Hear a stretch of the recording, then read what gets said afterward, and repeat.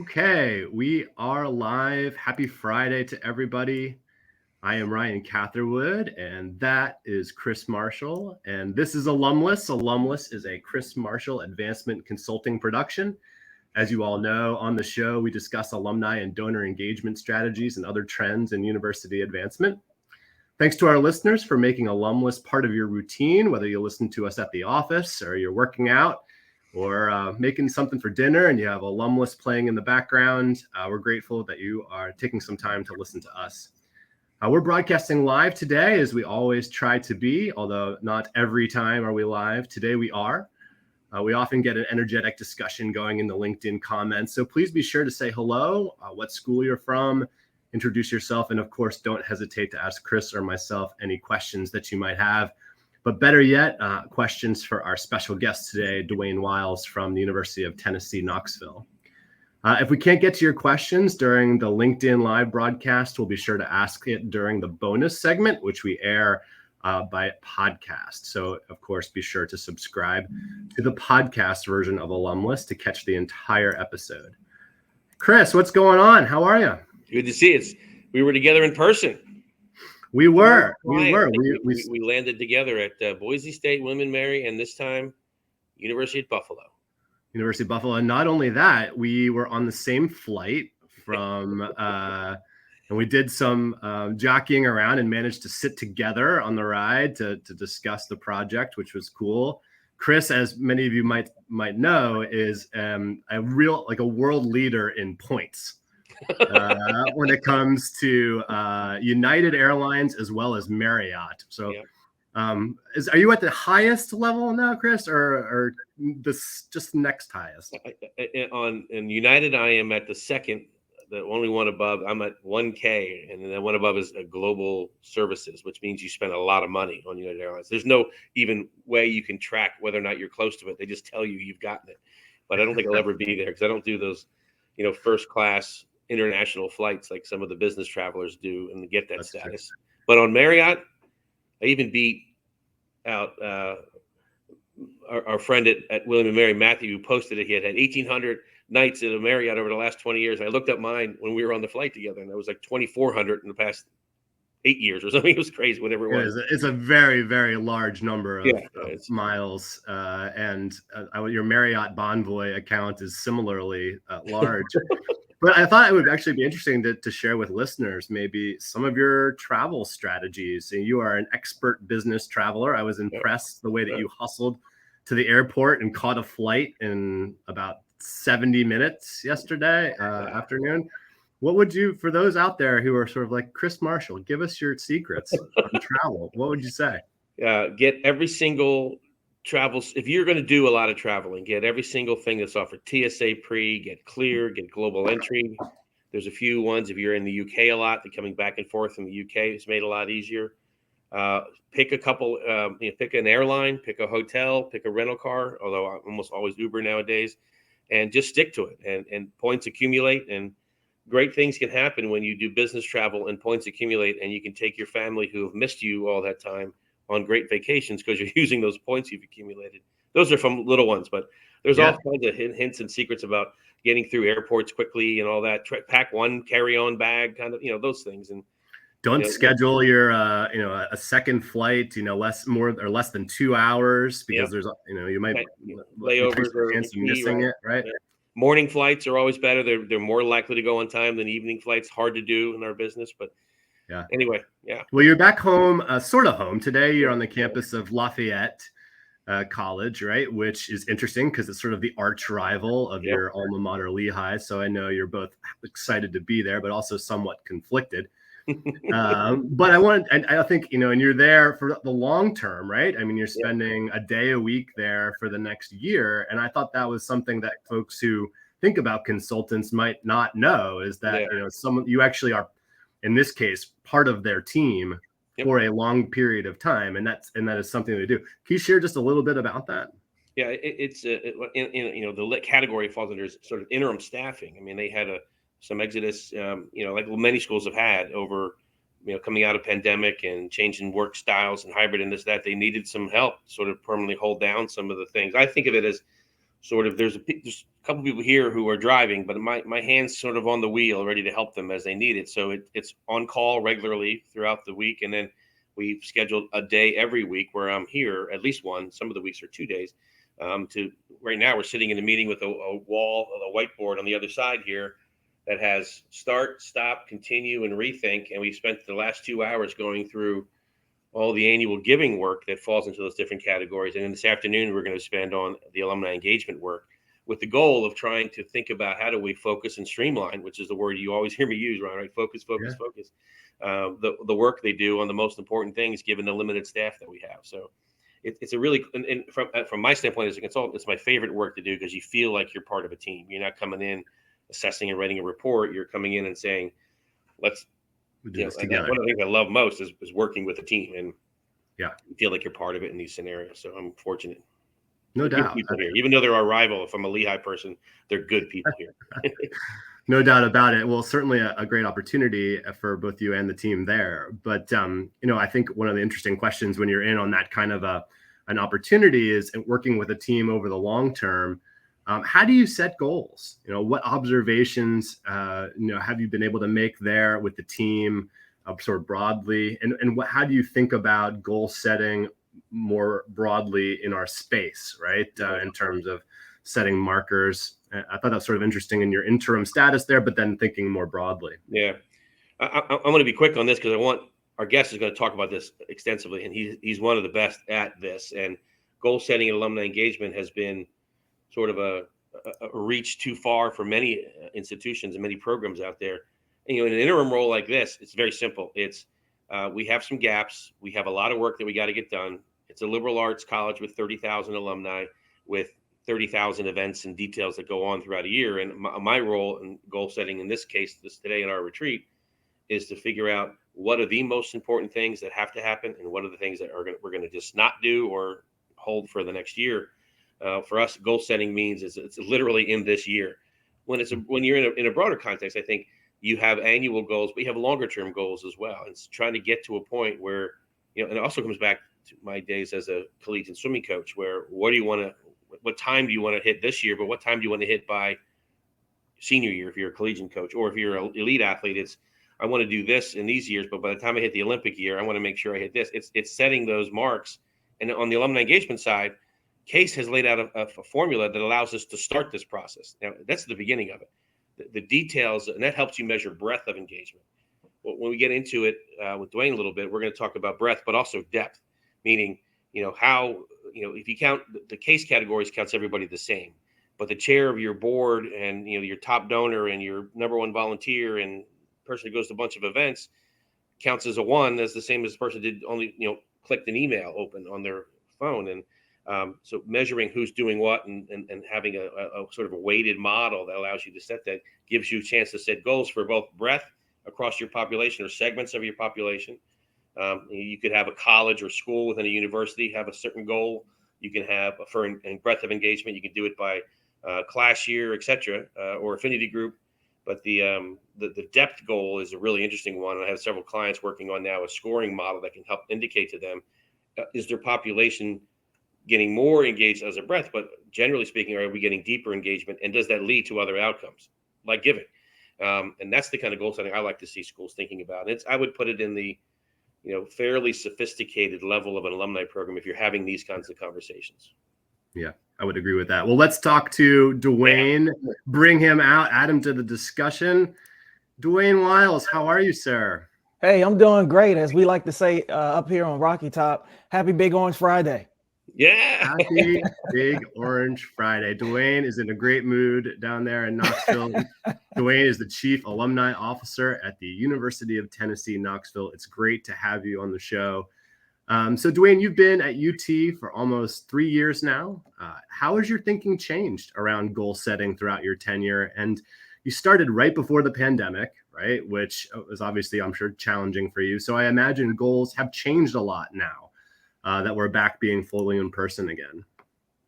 Yeah, no, that's an excellent question, Ryan. And I want to thank you and Chris for the invitation once again. And Chris, that was excellent advice on travel.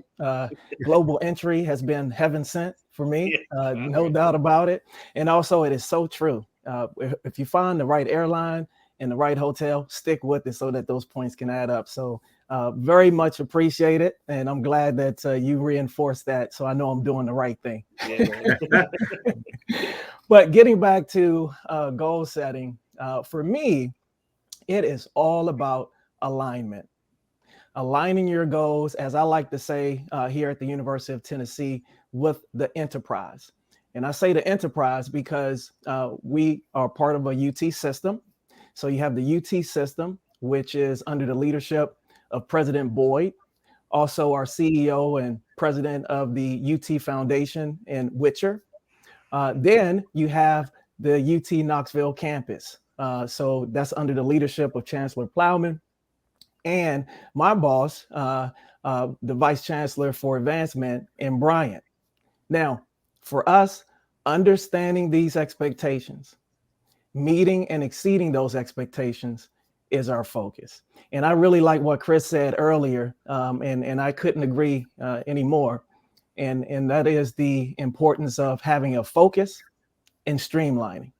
We can't be everything to everyone. And in this industry, we have to learn how to say no. Now, I will tell you this, our main goals have remained consistent pre and post pandemic. You know, we have a focus on increasing our overall alumni engagement numbers, increasing our annual donor counts, increasing our annual dollars raised, and have at least 80% of our volunteer leaders. And these are folks that are serving on our alumni board, alumni chapter, or our special interest and diversity councils give or contribute to the university on an annual basis. So key. And what has changed for us now is the fact that we're becoming even more laser focused on our goal setting, and we're creating a baseline primary, which is about 2.5%, or it could be more depending on the goal increase from the baseline, and a stretch goal, 3.5%, or it could be more, again, depending on the goal that we set for each of our goals that are now considered as part of a new incentive compensation plan that we just rolled out. So guess what? Alumni relations, communications, we're all part of the incentive compensation plan. It's just not our frontline fundraisers and our development team. We're all considered. And incentive compensation at the University of Tennessee is basically a variable compensation tied to performance metrics. And it's from the foundation at the campus level and also with the individual. So in a nutshell, each staff member, whether you're exempt or non-exempt, will set up to at least 3 SMART goals. So these goals have to be strategic, measurable, attainable, relevant, and timely. You know, we all know the drill. And our foundation works with the various UT campuses to set up a system goal. And then we work with our campus advancement team to establish campus goals. So we are measured on individual goals, campus goals, and at the system or foundation level goals. That's wonderful explanation, Duane. I'm jumping real quick, Ryan. Yeah. Ryan, I've heard various versions of goal setting, but you're one of the first people I've heard tie it to performance and comp. It's really impressive, and so I'm sure Ryan's going to want to dig. That almost threw me for a whole loop. I was just going to go right that direction. The rest of the show, I was just going to go, ooh, talk about that. But Duane, let's talk a little bit about the UT strategic vision plan. Yeah. You know, there's a new plan from the UT Knoxville under Chancellor Plowman's leadership that you know you're focused on there. Have you had to update your goals or focus areas properly to align with the UT strategic vision plan? I mean, how did you have to shift things around at all to sort of align with the overarching university strategy? Sure, that's an excellent question. First and foremost, you know, it was just great to be at the table. So be involved in the initial conversation as we develop the new strategic vision for the university. So being at the table, along with several of our alumni board members being at the table, we were able to be a part of the process and see it from beginning to end. So that always helped. So for all of you out there that's going through a new strategic vision or plan for your institution, make sure that you're at the table and that you have a voice. For us, it's a matter of us leveraging this new strategic vision to engage more of our alumni throughout the state of Tennessee and abroad. And so providing more opportunities, looking at the strategic vision and looking at how we can provide more opportunities for our alumni to engage in the life of the university through mentoring, student recruitment, career shadowing, guest speaking. And we've been able to leverage platforms like Handshake and Graduate and Career Shift to help us implement some of those things. And yes, we've had to update some of our goals to help advance this new strategic vision for the university. One of the things that we did is we committed over the next 5 years to create and establish what we call area representatives. So these are not chapters, these are area representatives who are alumni of the institution who will serve as a point of contact for the university in the 95 counties that we have here in the state of Tennessee. It is very ambitious, but we are excited as heck to be a part of this rollout. We have 5 years to make it happen, and we've already started the process. And it's just great that at the end of this, we're going to be able to say that we have an alum that is volunteering their time in a meaningful way to help advance the mission and the vision of the university in those 95 counties throughout the state of Tennessee. I can't help but ask the follow-up. What will they be doing? Yeah, they will be doing a multitude of things. First, we're going to get them trained up so that they can help out with student recruitment activities in those 95 counties. They're going to be working closely with our extension offices there to serve as guest speakers on a relevant topic based on their area of expertise. We're going to hopefully have them involved in maybe hosting some game watching parties for some of our alumni that live in those counties. So there's going to be several opportunities. Oh, one big thing is we're working with our career center at the university so that these alumni can serve as a point of contact for providing job shadowing opportunities for our students and alumni in these areas. Any fundraising remit for those ambassadors? Oh, absolutely. Look, Chris, first of all, we're all in the fundraising business. Okay. So if I hear someone ever say again, we're just friend raisers, that is not so true. That's far from the truth. We are so ingrained in fundraising. We help identify new prospects. We certainly help cultivate. We solicit. And definitely we help steward. So we're part of this fundraising cycle, no doubt about it. But we ask all of our alumni to do three things here at the university. One, to be proud. So wear that orange. Second, be involved. Serve as a volunteer on one of our committees or boards. Certainly come to events, whether it's online or in person. And then third, invest. And we say, make one gift, any size, every year. Anyone. So whether you're an alum or friend of the university, that is our message, and it's consistent throughout all of our communications. And so there is an expectation for these ambassadors, these area representatives to lead the way and make a gift on an annual basis to the university. Love the clarity of that. That's great. Yeah, thanks. And Chris, when you listening to Duane talk about this really robust system-wide effort to engage alumni across the state and the individual counties, when you think about big system-wide goals for alumni engagement, what comes to mind in terms of how leaders across campuses should work together, have worked together to increase engagement? Or is there anything you might advise the team at UT to be thinking about? Yeah, in your case, Duane, you have 4 or 5 campuses across the state? We have 5 campuses. 5, yeah. And California UC system has 10, and Indiana has 7 or 8, and Texas. In all those examples, though, you have a flagship. In your case, it's Knoxville, and that's correct. In California, it's UCLA and Cal Berkeley. In Indiana, it's Bloomington, and Texas, it's Austin.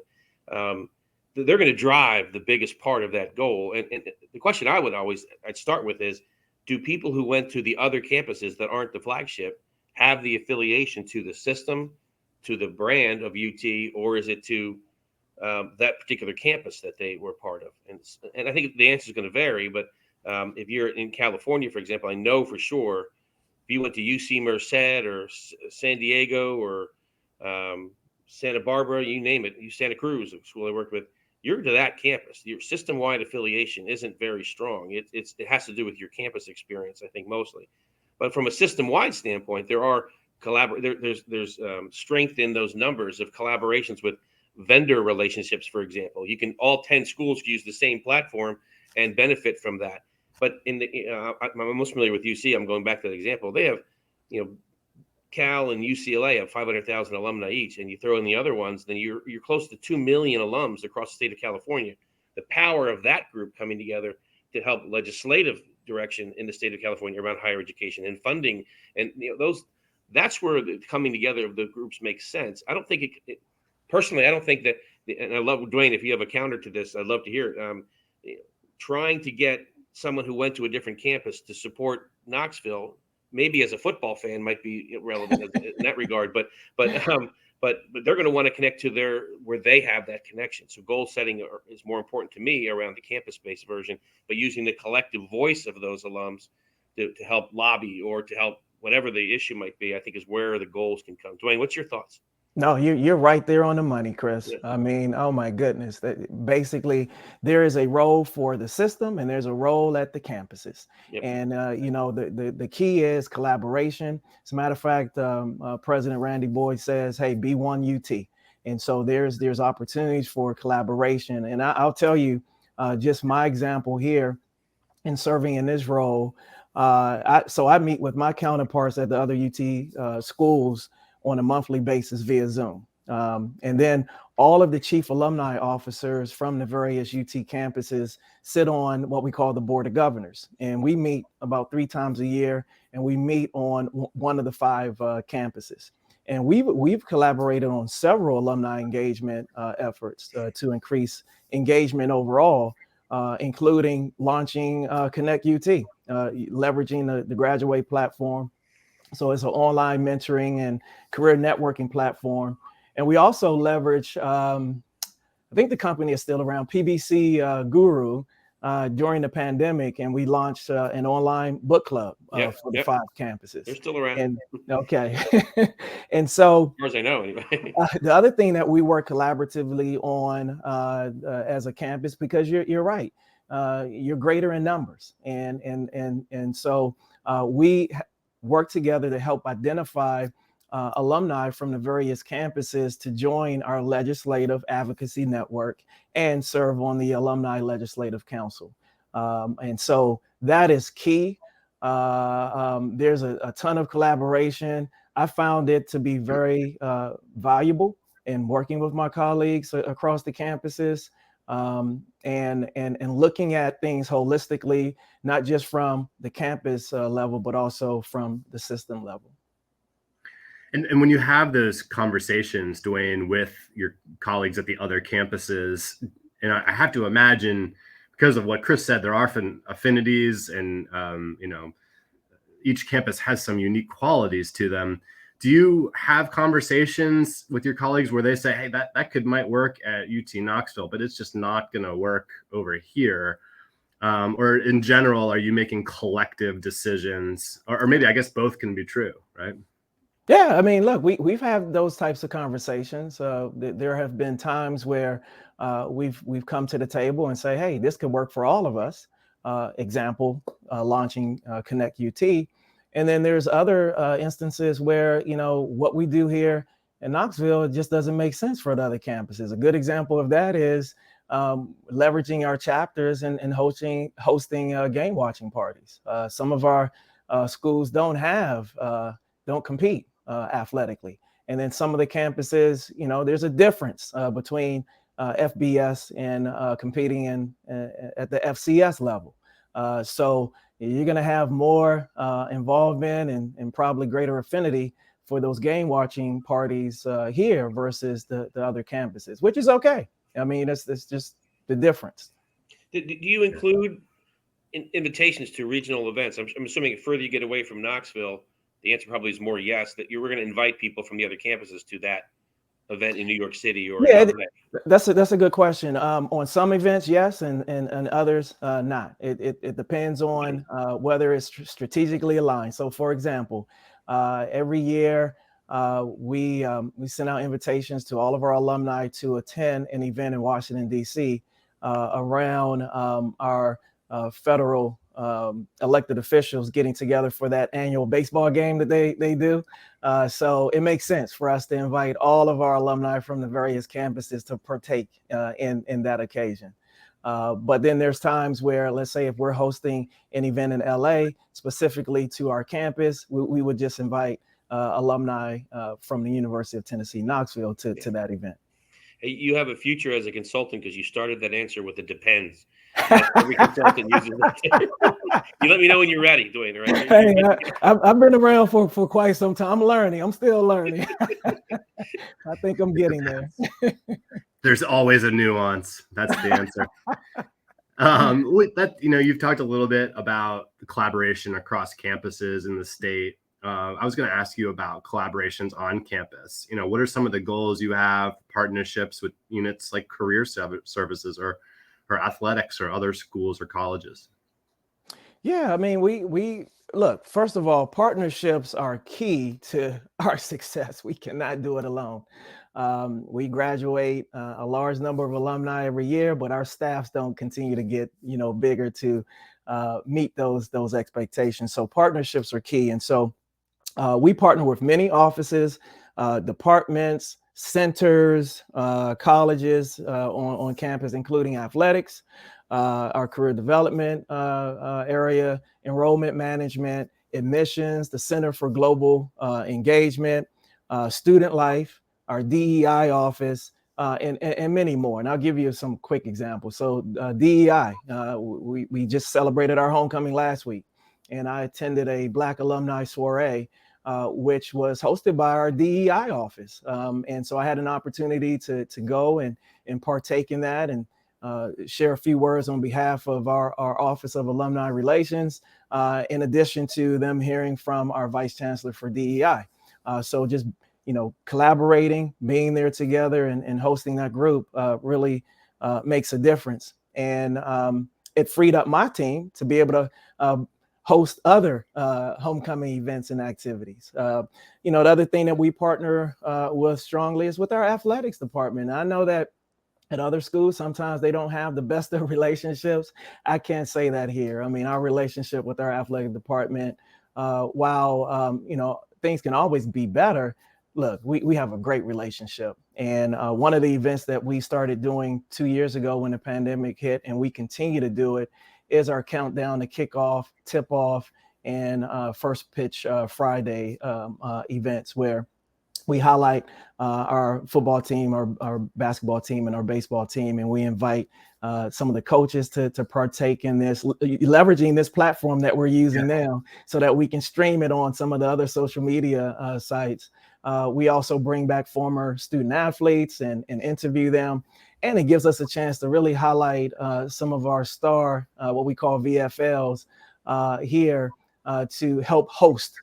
So leveraging some of our local radio talent here and having them host the events for us. And then, certainly we're highly involved. I get the opportunity to share a few thoughts on what our alumni, what we would like for our alumni to do. And it's just been great. I mean, the following has been huge, and it's something that, we partner with athletics, and we couldn't do it without them. And do you track individual? Oh, go ahead, Chris. Balls for life. Balls for life. Okay. Got it. And do you track some of the individual engagement activity that happens, when you're streaming events? Yeah, we do. We do. I mean, look, we would like to be able to track every individual, but that's not possible because we're talking about social media. But we do ask for our alumni to register. And so for those that do register beforehand, we're able to collect that information and tie that to an individual record so that we can assign that alum a engagement score, because we have our own engagement score here at the University of Tennessee. And then we're able to count that towards our overall alumni engagement goal. But we are able to, share that, look, this past year in hosting those countdown events, we engaged more than 1 million plus of our alumni and fans just by them checking in and listening. And I think that's great for branding. It's great for visibility, and it's great for exposure. Yeah. Awesome. Well, we are bumping up against the top of the hour here. Chris, you're right. Time does go by fast. It does go by fast. So when we're having fun, right? Yeah. Chris, why don't you share with our live audience and those who listen on LinkedIn who we are going to feature on our next episode? Yeah, our good friend and world traveler, Matthew Lambert. How often do you refresh? Oh, Jesse just asked a question. Answer that real quick. Jesse Thill from NC State asked, how often do you refresh your engagement score, Duane? Say that again? How often do you refresh your engagement score at UT? Yeah, so our engagement score is we operate on a cumulative basis, so it's ongoing. It's ongoing for us until we don't hear from them. I think it's after 5 years or so, and then we recalibrate. Want to get that in the live show? Sure. Ryan, thanks.